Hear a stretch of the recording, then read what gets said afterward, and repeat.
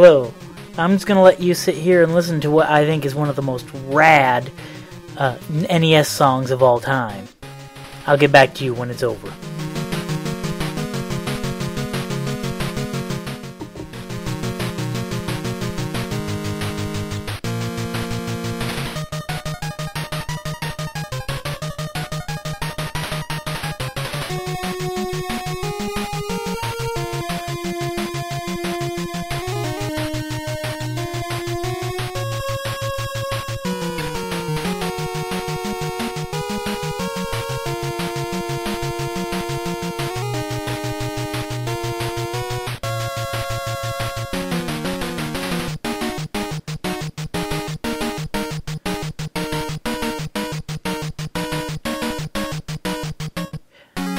Alright, well, welcome to Godzilla, Monster of Monsters for the NES. Simple menu there to begin with. And now we watch the very, very slow menu crawl, opening sequence crawl. Pardon me.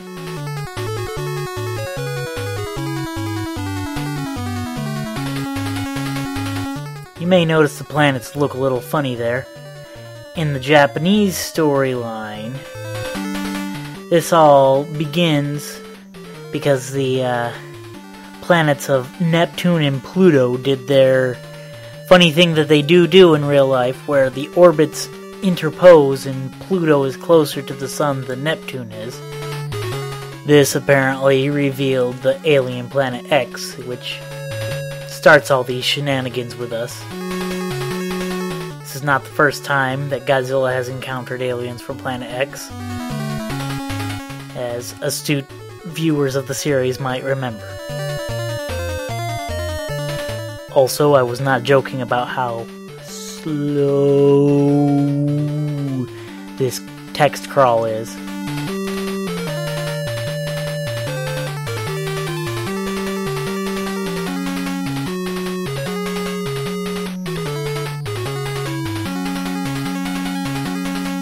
Also, despite having this game for a long time, this was the first time I noticed that one of those pilots in the back there is clearly drunk and needs to go home.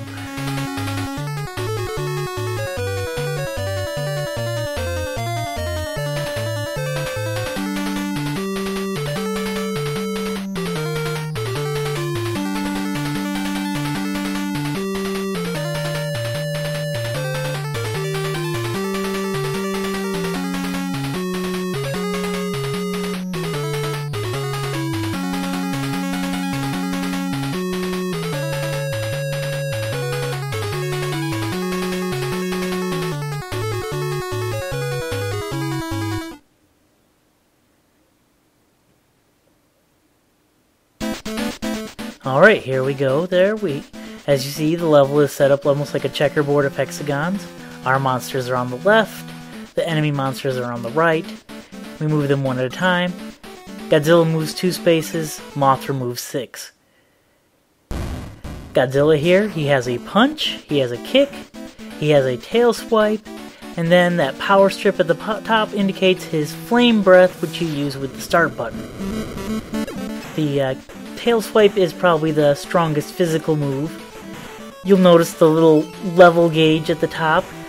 I'm not certain exactly what indicates when you level up. I know it's score related, but any English information can't seem to agree or at least come up with a definite answer.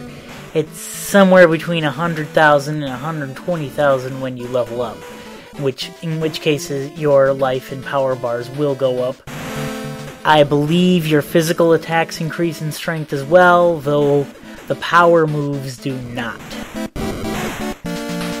As you can see, Godzilla here moves like pretty much the tank he always is, just smashing through all the damage he takes. The amount of stages we actually get when you select on the world can vary between 2 and 5 or 6. It seems to be semi-random. Also, apparently, the turn order is indicated by strength, where the weaker monsters go first for the enemy. You can pick whichever one you want, though. And here's Mothra. She only has one physical attack, this I-beam thing. Both the A button and the B button do that.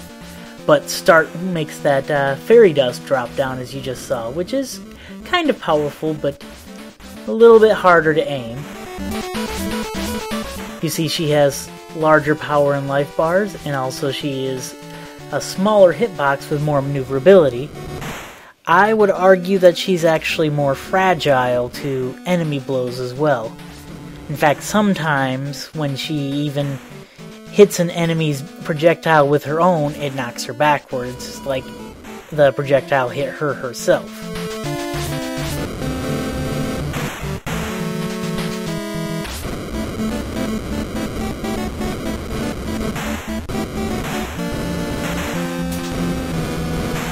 And in case you were wondering, those little things that look like they're trying to run away are, of course, health pickups.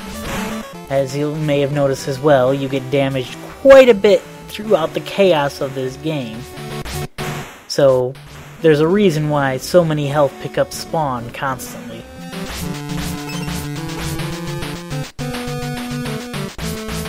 I suppose you're wondering, hey Choco, why are you so interested in Godzilla?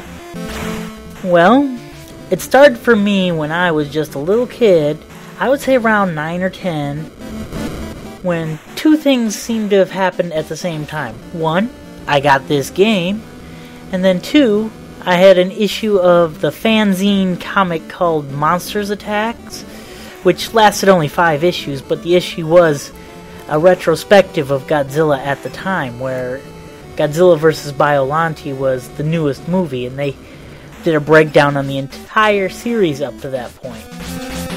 Between the game and then that movie, it was something that just sparked in my brain, and I loved kaiju ever since.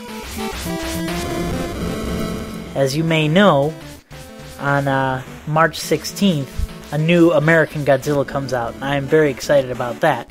As of this recording, it's still before the movie came out. It looks to be better than the 1998 Godzilla American-made movie, which was a disappointment at best. It was made by filmmakers who really didn't understand nor care about the kaiju genre at all, and instead made a giant monster on the loose movie, which is a different movie, a different genre altogether, as I'm sure you realize.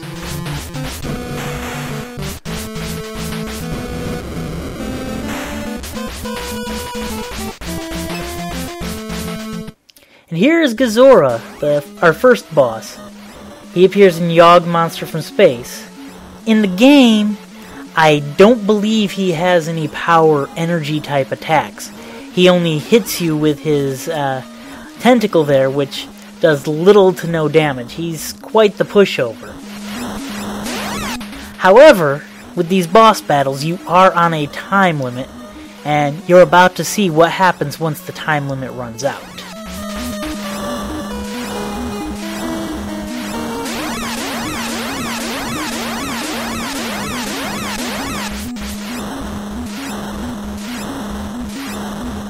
Which, yeah, the battle stops.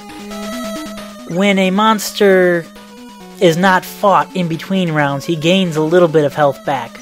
I'm gonna give Godzilla a break because I wanted to show off something else instead. Namely, the obvious battle coming up between Godzilla and the next boss.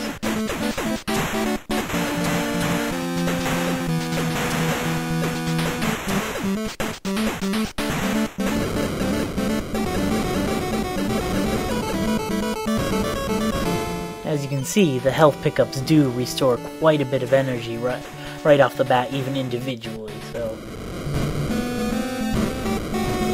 it's fun to, roleplay that it's the G cells working, if that's what those are supposed to be. I don't know. They're never named. You'll notice the one plane that went left to right instead of right to left. That is our one ally in this fight. His projectiles actually hurt the enemies instead of us, and he does usually drop at least one health pickup as well.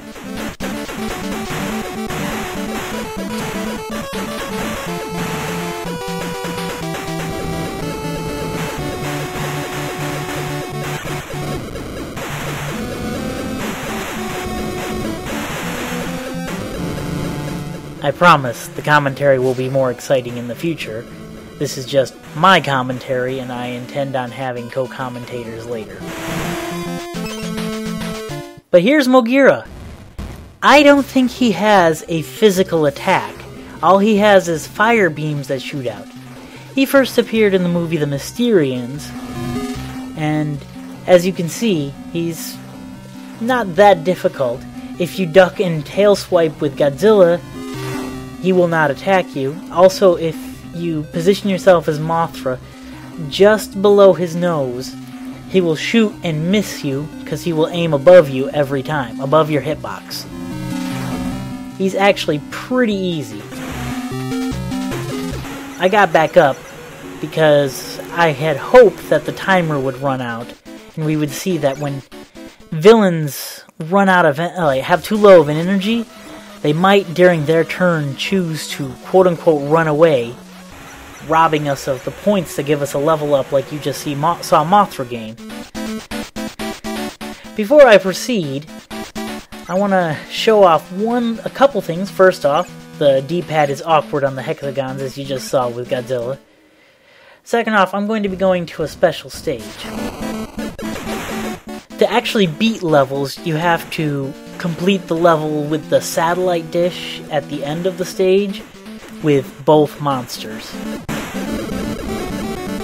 But that's not what we're doing right here. Right here, I wanted to show you something a little different.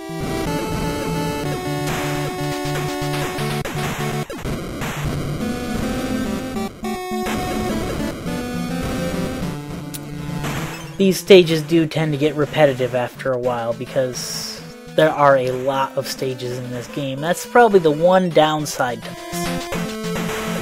That and the monster selections, I could choose to have a few more. But here is the special stage. It is the Matango sub-boss. It's actually a lot harder with Godzilla than Mothra, but I decided to use Godzilla anyways. It sits there, it shoots out Matangos. As you damage it, its attacks get more and more aggressive. After you damage it some, it starts shooting these fireballs that you see.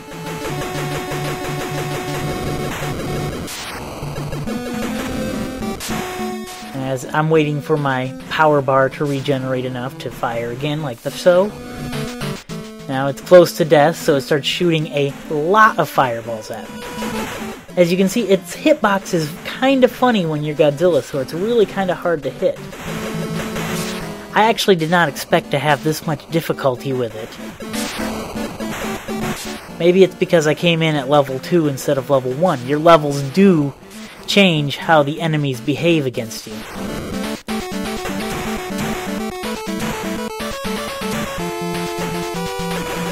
And in fact, there's some enemies that only appear at high levels. But I apparently couldn't handle Matango as Godzilla, and I have died, as you see. This is what happens when you die. But wait, Mothra's still alive, it's okay. You see, when you only need to beat the world with one monster. The other one will regenerate back at level 1 in the next world.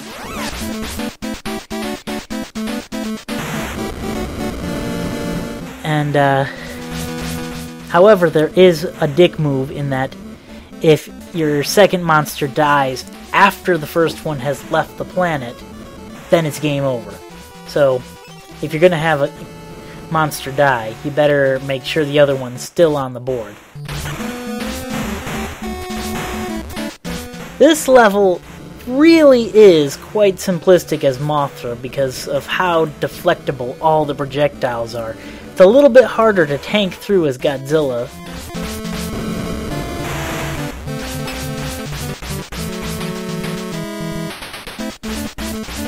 Also, the stage progression, I'm not sure about this, don't quote me, but I think it might be random.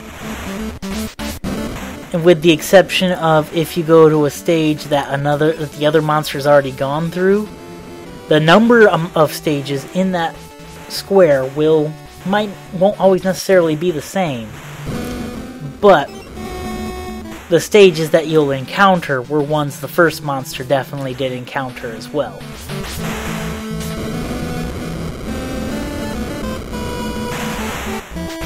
There's a lot of randomness, it seems like, at play in this game. Of course, I didn't go straight to the exit because I did want to show you that volcano stage. But I think with this point you'll have seen everything that World 1 has to offer. As you can see, there's lots of palette swaps of the basic levels that are just the rocks you have to go through. Though, as you progress, the enemy placement starts getting more and more chaotic.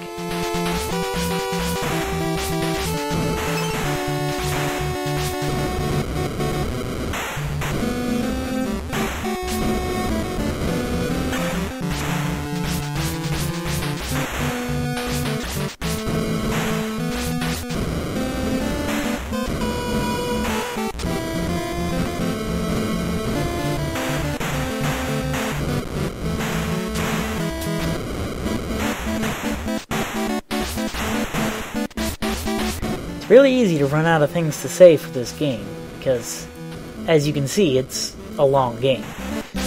We're just on the first world out of, I want to say 8?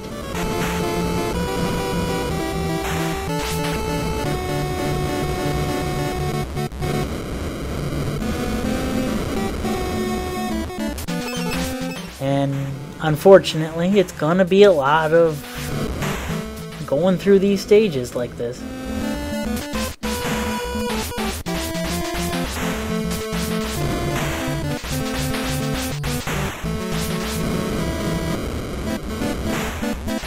These Markalite cannons are probably the worst thing on this set of worlds, in the first world here. But there's a much, much worse enemy we'll see once we start hitting level 4 with our characters. Meanwhile, here's another mini-boss stage, bonus stage, whatever you want to call it. Things like this in the Matango level. This is the Dagora level. It's actually pretty simplistic since these mini Dagoras can't really hurt you, and every single one drops an energy pellet. I would call this more a bonus stage than a mini-boss stage. And in a moment we'll see something unique as well to the Dagora stages that I don't think I've seen elsewhere in the game. See, those orange guys, they drop a different kind of power-up. One that, as you see, fills up the power bar instead of the life bar. Now we're in the base levels.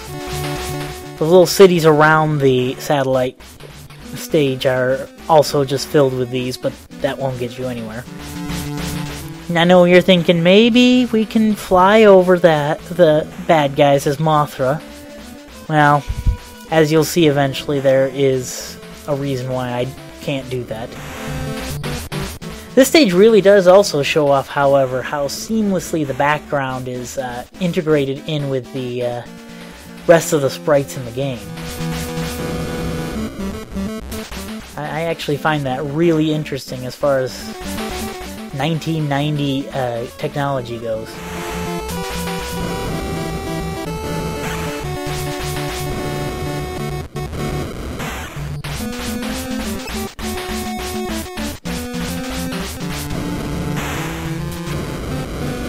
This thing is just a wall that gets in your way. It's really annoying.